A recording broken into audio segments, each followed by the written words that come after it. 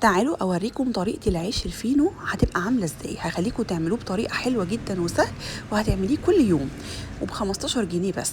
هنجيب حوالي كيلو الا ربع من الدقيق، وبعدين بننخل الدقيق كويس قوي عشان ما يبقاش فيه قطع كده او حبيبات، وبعدين بنبدا نحط عليه رشه من الملح، وفي كوبايه كده بنختبر الخميره، بنحط فيها معلقه كبيره من الخميره ومعاها معلقه صغيره من السكر، وبعدين بنحط عليهم ميه دافيه ونسيبها 10 دقايق كده. اول ما تبدا تفور نحطها على الدقيق بتاعنا، ونفضل بقى نعجن بايدينا كده بالشكل ده، او في العجان المتاح عندك اعملي بيه.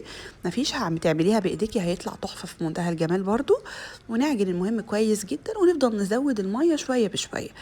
في الاغلب يعني بتحتاجوا لكوبايه الميه اللي هي عملنا بيها الخميره ممكن حوالي كوبايه او كوبايه الا ربع ميه تانيين، حسب العجينه بتاعتك وحسب ما تلاقيها لمت معاكي.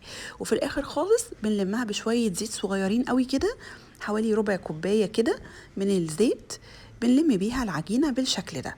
وبعد ما بنلم العجينه ونعجنها كويس جدا بنسيبها ترتاح حوالي ساعه لساعتين. واول ما تعلى العجينه معانا وتبقى قوامها حلو جدا وطريه زي ما انتم شايفين كده، بصوا بقت طريه وحلوه ازاي. هنبدا بقى نجيب بقى مثلا صينيه، وهنفرد فيها العجينة على شكل رول كده بالشكل ده. نفردها حلو قوي ونظبطها، وبعدين هنجيب بقى سكينة ونقطع الرول ده لقطع حسب عدد الأرغفة بتاعة العيش الفينو اللي احنا هنعملها. أنا عملت معايا الكمية دي حوالي 18 أو 19 رغيف، انتي بقى حسب الحجم بتاع الرغيف عايزاه عامل ازاي اعمليه. وبعدين هناخد كل قطعة من دول نعملها كرات كده، ونسيب الكرات دي ترتاح حوالي ربع ساعة. وبعد كده هنبدأ بقى نجيب واحدة واحدة فيهم.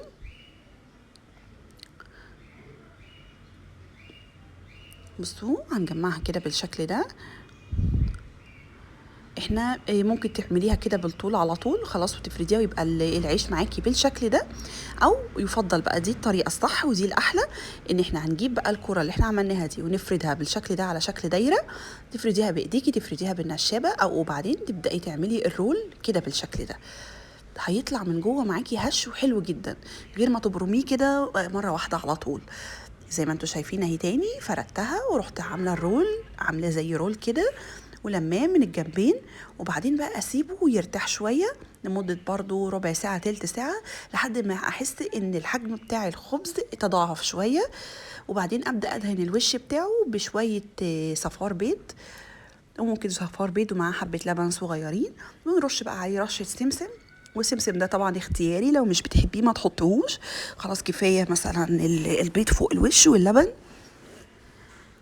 وبعدين هندخله الفرن على درجة حرارة 190 في الرف اللي في النص، بيبقى لمدة ربع ساعة بالكتير قوي. لما تحسي ان الحجم بتاع الخبز تضاعف بتبدأي تطلعيه من الفرن. انا عملت الكمية بتاعتي كلها اهي بالشكل ده. بصوا عملت الصاج كله وحجمه بصوا تضاعف من قبل ما يدخل الفرن، يعني الشكل ده كده قبل ما يدخل الفرن. عشان كده بقول لكم سيبوا الخبز يرتاح براحته خالص عشان ما يبقاش مكتوم وما يبقاش مش حلو معانا.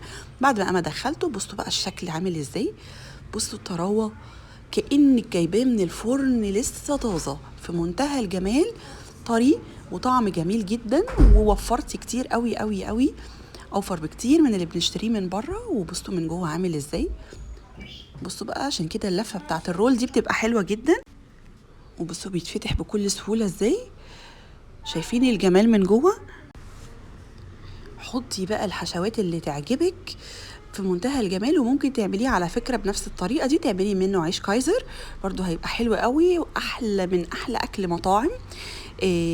عيش بيتي طازه جميل في منتهى الجمال.